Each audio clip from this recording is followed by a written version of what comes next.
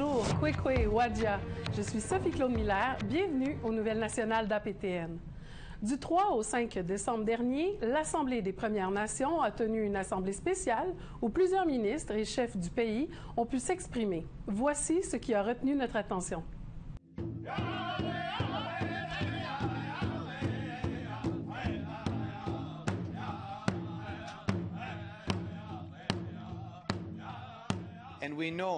Nous savons, avec cette couronne, ce gouvernement, que c'est un mouvement charnière pour les Premières Nations. Nous entendons toujours ce mot, nous sommes à la croisée des chemins, mais une chose qu'il nous faut faire, il nous faut reconnaître quelque chose qui se passe et qui est un problème, que nos jeunes sont en train de s'enlever la vie. Donc pour nous tous ici, et tout le monde qui est à l'écoute, de faire tout ce que vous pouvez faire pour donner de l'espoir à nos jeunes. Donc, nous demandons à ce gouvernement de travailler finalement avec les leaders, avec les familles, avec les gens, pour mettre en œuvre finalement une stratégie de prévention du suicide des jeunes. Et nous n'avons pas les droits fondamentaux, donc des années de sous-financement, un manque de respect de cette responsabilité fiduciaire de la couronne. Il faut faire face à la vérité. Je ne vais pas mettre un vernis sur les choses. Nous avons des décennies et des décennies de tort à réparer. Ce qu'on voit devant nous dans les salles de cours à travers le Canada, c'est le coût de l'inaction. Nous devrons tous trouver de nouvelles façons de travailler ensemble et de continuer à bâtir la confiance grâce à de solides relations de collaboration entre notre gouvernement et vous, les Premières Nations, tout en collaborant avec nos partenaires, les communautés et les jeunes. Nous devrons être déterminés, persistants et patients. Je voudrais parler de quelque chose que j'ai à l'esprit et pour tous ceux qui sont ici. Le tribunal qui a eu lieu la semaine passée pour les droits de la personne et les enfants, c'est un sujet extrêmement difficile à aborder parce qu'on parle d'enfants. Je veux réitérer on n'a jamais remis en question que les familles qui ont été victimes de discrimination, s'ils méritaient une compensation, il n'y a aucun doute là-dessus. Donc, l'idée de réparation, notre engagement vers cette réparation est ferme. Nous partageons le même but, une résolution équitable et juste. Nous voulons travailler de façon constructive, rapidement et efficacement avec les partis pour en arriver à une entente rapide.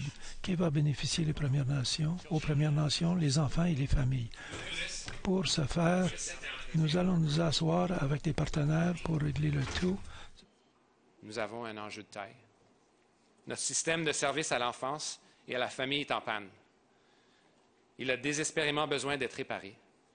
Et ensemble, je pense que nous avons commencé un bon travail pour y arriver. Donc, les enfants Inuits et Métis, tels que dans la loi C-62, cette loi, lorsqu'elle sera promulguée le mois prochain, va répondre à un besoin qui est là depuis des années d'avoir la juridiction pour livrer des services aux familles et aux enfants, pour que les communautés autochtones et les gouvernements puissent décider eux-mêmes de ce qui est mieux pour leurs enfants, leurs familles et leur communauté. D'être ici et d'entendre ça, là, moi, je retourne chez nous avec un espoir qu'on peut réussir à garder nos enfants. Ça, là, je pense que je vais mettre l'emphase. Je sais que la loi va être en vigueur le janvier 2020, mais on a encore des délais, en tout cas qu'on pourrait créer nos propres lois.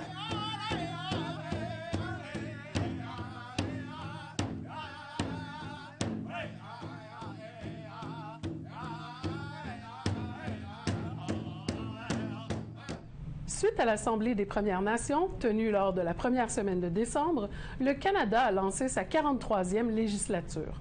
Traditionnellement, cela signifie que la gouverneure générale du Canada livre ce qui est appelé le discours du trône, ce qui annonce officiellement les priorités du gouvernement. Le discours a dédié une section aux problématiques autochtones. La gouverneure générale, Julie Payette, y a fait référence pour parcourir le chemin de la réconciliation. L'agenda libéral mentionne qu'il désire lever tous les avis à long terme concernant la qualité de l'eau potable dans les communautés autochtones d'ici 2021. Il veut combler ce déficit d'infrastructures d'ici 2030. Il dit aussi vouloir mettre en place la Déclaration des Nations unies sur les droits des peuples autochtones.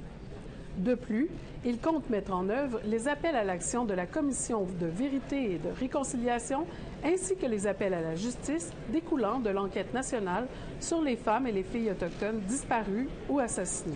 Toutefois, Payette n'a pas répondu à une demande de révision judiciaire du Tribunal canadien des droits de la personne, mentionnant que le Parti libéral allait poursuivre son travail pour s'assurer que ceux qui ont été discriminés par le système de la protection de la jeunesse soient compensés équitablement dans un délai raisonnable. Selon Radio-Canada, Viviane Michel, présidente de Femmes autochtones du Québec, a été suspendue de ses fonctions au sein de l'Association des femmes autochtones du Canada par la directrice générale, Lynn Gros. Gros a elle-même déposé une plainte en août dernier à l'endroit de Viviane Michel, l'accusant d'harcèlement et de représailles. Femmes autochtones du Québec pourrait nommer une remplaçante intérimaire pour représenter le Québec au conseil d'administration de l'Association des femmes autochtones du Canada pour la durée de l'enquête indépendante. L'issue du rapport sera connue au début de janvier 2020. Lorsqu'APTN a demandé de commenter la situation, tant Viviane Michel que l'Association des femmes autochtones du Canada se sont abstenues. Nous vous invitons à nous suivre sur les réseaux sociaux. Vos commentaires, suggestions, questions et invitations sont toujours les bienvenus. Pour nous joindre par courriel, l'adresse est le info, nouvelles au pluriel, @aptn.ca. Retrouvez-nous sur Facebook au @nouvelles au pluriel, APTN en un mot. Sur Twitter, @nouvelles au pluriel APTN. Dans sa lutte au trafic de drogue, la communauté Innu de Gwanidjit a érigé 2 grands panneaux d'affichage mentionnant les noms de 2 trafiquants de drogue présumés et ces noms autochtones y sont maintenant bannis à vie. Les affiches peuvent être clairement vues aux 2 entrées de la communauté. Il a même envoyé aux dits trafiquants des lettres exprimant clairement ses intentions à l'égard des contrevenants sur leur territoire. Pietachot nous explique pourquoi il est nécessaire de le faire. Et ça fait des années qu'on essaie de trouver des solutions par rapport aux maux sociaux qu'on vit dans nos communautés. Et un des problèmes qu'on rencontre, c'est l'émergence, en tout cas la facilité d'avoir les speeds. La problématique chez nous, là, c'est les speeds. Et ces gens-là, tous ces gens-là qui ont été affichés vendredi, vendaient ces cochonneries-là pour la communauté au travers d'autres personnes. Mais on savait, on avait identifié ces 2-là.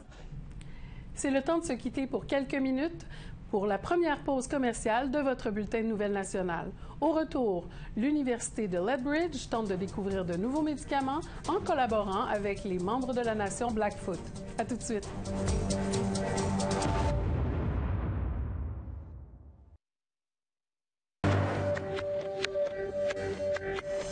Bienvenue aux Nouvelles nationales d'APTN. Le conseil de bande de la communauté Innu d'Unamenchipu fut barricadé par un membre de sa communauté.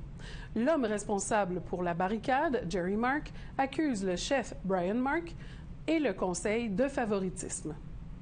Jerry Mark, président d'une compagnie aérienne autochtone d'Unamenchipu, se plaint que le conseil de bande aurait préféré les services d'autres compagnies aériennes non autochtones pour transporter les patients et le personnel pour affaires.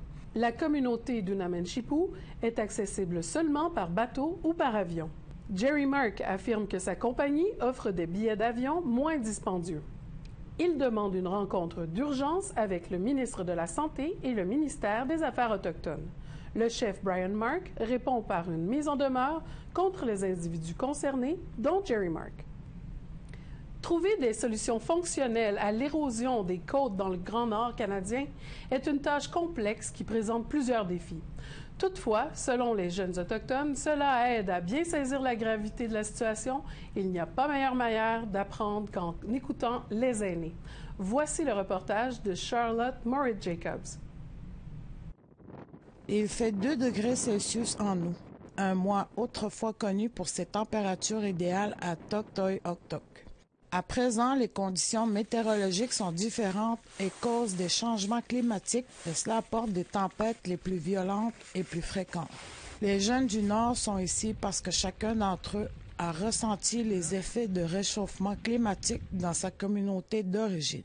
Cependant, la destruction de cette région du Grand Nord est du jamais vu. Alors que la glace de mer fond, les périodes d'eau libre sont plus longues, ce qui forme de plus grosses vagues. Celles-ci engendrent le dégel du pergélisol et ultimement l'érosion rapide des côtes. Il s'agit d'un phénomène auquel les aînés de Tuktoyaktuk, Roy et Julia Cockney, ont assisté directement. You know, it used to be so much land across there. 40 years ago, you could, have nice beach and you could walk long ways through the water. And the water is so high, it's really hard to work from the shore now. The spring just lasts maybe 2-3 weeks. Usually before that, it used to last longer. When you're traveling with skidoo and there's snow, you can travel.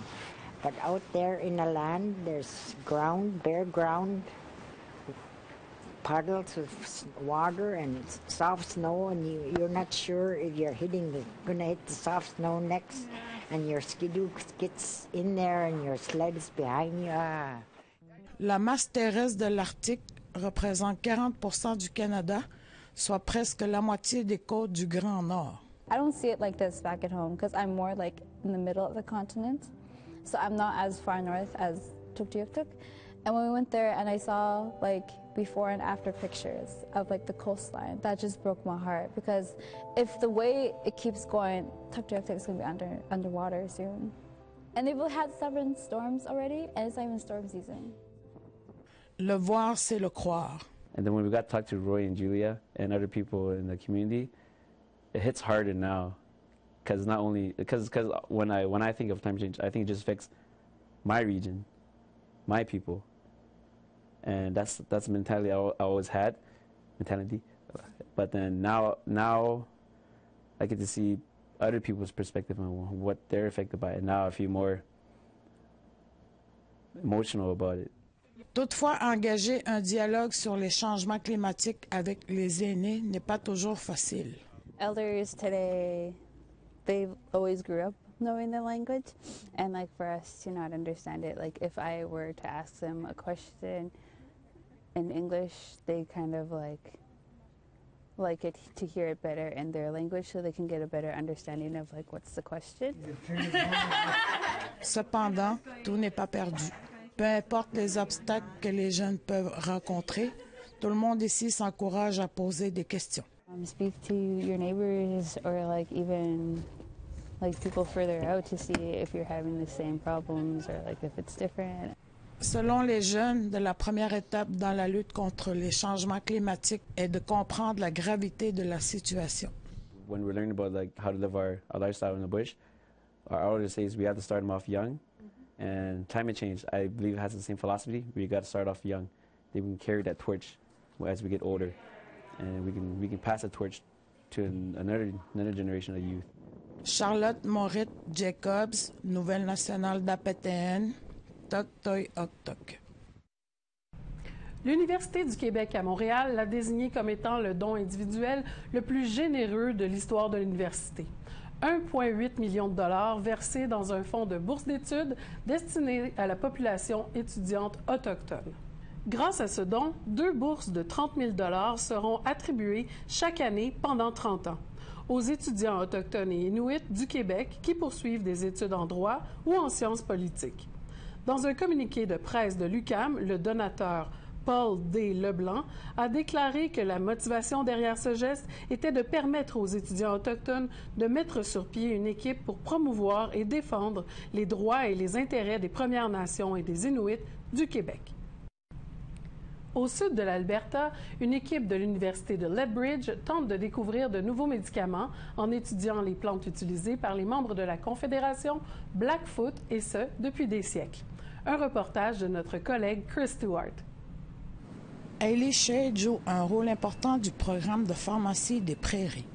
En tant que Blackfoot de la nation Kainai, Shed transmet à l'équipe ses connaissances sur les plantes traditionnellement utilisées par les membres de sa nation. L'objectif est d'étudier les plantes situées au sud de l'Alberta afin de découvrir de nouveaux médicaments. Part of my role includes investigating southern Alberta prairie plants for their anti-cancer properties, as well as a unique role that I serve within my laboratory is providing traditional Blackfoot knowledge about the plants that I learned from not only community members but elders and family relatives. Dr. Roy Goulstein, un professeur associé à la tête du programme, révèle qu'il apprend tout en enseignant. As a professor, I teach. But now we have members from the Blackfoot communities within this area that actually know things that we don't, and they're teaching us. So it really becomes a very interesting type of partnership. Goulstein affirme que les plantes traditionnelles avec lesquelles il travaille n'ont pas été examinées de façon exhaustive ailleurs. Il appelle les plantes par leur nom, Blackfoot. For example, we work on the buffalo bean, and there we have the name from Thermopsis. We also have Gaillardia, which is the brown-eyed Susan. And then there's a number that are quite less well known that we've just been collecting in this area. Shed indique que les premières constatations sont prometteuses en ce qui concerne la recherche sur le cancer. We found a lot of very interesting molecules, especially from a lot of the graduate students' work. Within my own work, I have seen biological activity demonstrated by some of the Blackfoot medicinal plant material that I've introduced within the laboratory.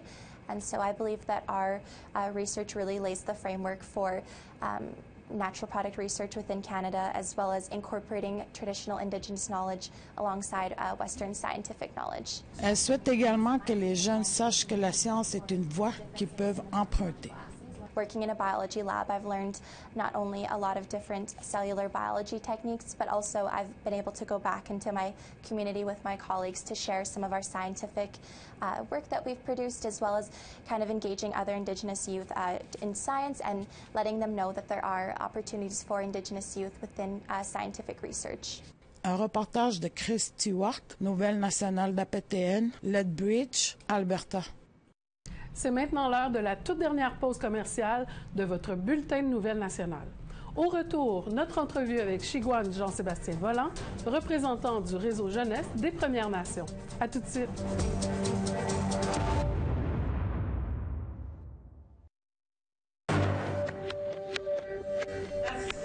Bienvenue aux Nouvelles nationales de la PTN. Nous sommes présentement en direct de l'Assemblée spéciale des chefs des Premières Nations avec certains ministres fédéraux du gouvernement canadien.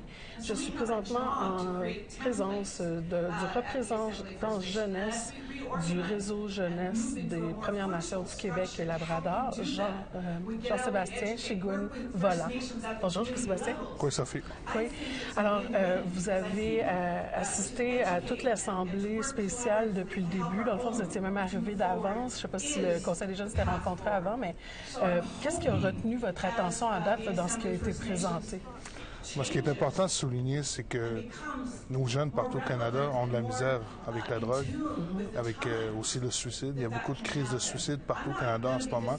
C'est ce que j'ai pu contacter aussi, plus consacré plus à l'ouest. J'ai entendu dernièrement, il y avait aussi le Labrador à Chehatit qui était en crise de suicide. Puis c'est vraiment ce qui m'a capté l'esprit ces derniers jours. OK. Et puis, est-ce qu'il y a des ministres ou des chefs qui ont dit des choses qui ont retenu votre attention en particulier? Est-ce qu'il y a des choses que le Conseil des jeunes du réseau jeunesse, a en tête qui est aligné avec ce que d'autres chefs ou d'autres ministres ont dit? Ce que je peux souligner, c'est que notre co-chair, notre co-présidente du Conseil national des jeunes de l'Assemblée des Premières Nations, elle a fait une déclaration très émotive hier dans la journée, durant le rapport des 3 conseils, dans le fond de l'Assemblée des Premières Nations.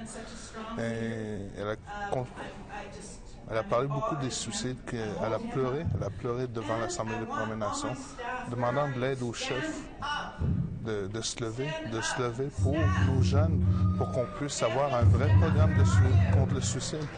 Ce qui est important aujourd'hui aussi, c'est de demander aux ministres fédéraux, gouvernementaux et provinciaux de trouver des solutions avec les Premières Nations pour trouver comment qu'on pourrait promouvoir la vie. Pour travailler ensemble. Pour travailler ensemble de nation en nation. Okay. Mais personnellement, je crois qu'il faut arrêter de parler un peu trop de suicide parce que je crois que des fois, en parler, ça peut peut-être inciter.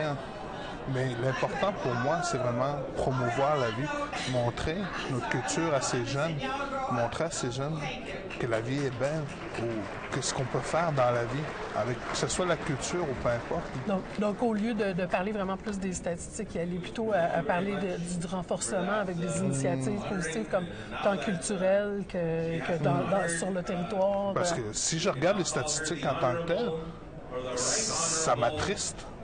Moi, ce que je veux voir, c'est quelque chose qui va me rendre joyeux, qui va me donner le goût d'aller aider les gens. Pas quelque chose qui attriste nos jeunes, quelque chose qui va leur donner le goût de sourire, le goût de foncer, le goût d'aider les autres aussi. Dans un monde idéal, Shigouin, comment est-ce que vous voyez la jeunesse, l'avancement de la jeunesse dans environ 5 ans, 10 ans? Comment vous voyez ça, vous, dans le futur? Dans 10 ans, ce que j'aimerais, c'est qu'il y ait des vrais programmes pour promouvoir notre vie. Aussi des vrais programmes où on peut inclure nos jeunes dans les processus décisionnels ou peu importe. Leur donner l'envie de s'impliquer partout, que ce soit dans les sports et loisirs, autant dans la politique, dans la culture. Que d'ici peut-être 10-15 ans, peut-être ça va être... Nos jeunes vont être capables d'apprendre à d'autres jeunes la culture. Parce que nos aînés, ils vont avoir transmis tout leur savoir déjà. Fait que quand on en regarde peut-être 100 ans en arrière, un homme de 30, 40 ans était déjà considéré comme un aîné. Aujourd'hui, ils ont 60 ans. Aujourd'hui, les hommes ou les femmes de 30, 40 ans, ils transmettent moins qu'avant. Mais si on pourrait revenir à ce temps-là, où la transmission serait plus grande, il y en aurait beaucoup plus. Ces jeunes-là de 40-30 ans pourraient eux-mêmes transmettre notre culture, à savoir. Ils seraient mieux outillés, dans le fond, là, pour faire cette transmission de savoir-là, c'est ça? Pas nécessairement mieux outillés, mais ils auraient déjà appris, eux, ce qu'ils avaient à apprendre de nos aînés. Comme ça, nos aînés pourront relaxer. Est-ce que se reposer. Ouais. Un repos bien mérité. Ouais. Mais est-ce que vous pensez que ça rapporte vraiment, c'est des conséquences des pensionnats pour Indiens, ou est-ce que ça a aussi rapport avec les langues? Qu'est-ce que vous pensez qui est la cause de ça? Ben, c'est tout un amalgame, hein?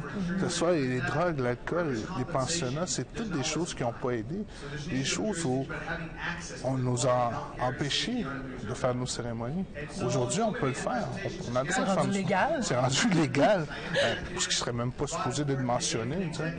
Ça serait même pas supposé d'être légal ou illégal. Tu le fais, c'est tout, là. Mais, tu sais, moi, j'ai entendu des aînés compter où ils se cachaient dans le bois pour faire un sweat lodge ou tu sais, des prêtres, des fois, ils arrivaient puis ils disaient « Qu'est-ce que vous faites là? » En terminant, est-ce que vous auriez un mot d'espoir à véhiculer aux jeunes qui nous écoutent, les téléspectateurs, téléspectatrices? Moi, ce que je dirais à nos jeunes, c'est vraiment impliquez-vous. Allez chercher de l'aide que vous avez besoin. Il y a de l'aide partout. Des fois, on va vous broyer du noir, mais il y a toujours une solution pour trouver de l'aide. On va trouver le sourire aussi. Merci beaucoup pour cette entrevue-là, puis bonne continuation dans tout le travail que le Réseau Jeunesse fait. Alors, mesdames et messieurs, c'était tout pour notre entrevue. Merci d'avoir été avec nous encore cette semaine et au plaisir de vous retrouver la semaine prochaine. Miigwech, Jinashkumitin, Narkomik, c'est Sophie-Claude Miller. À la semaine prochaine.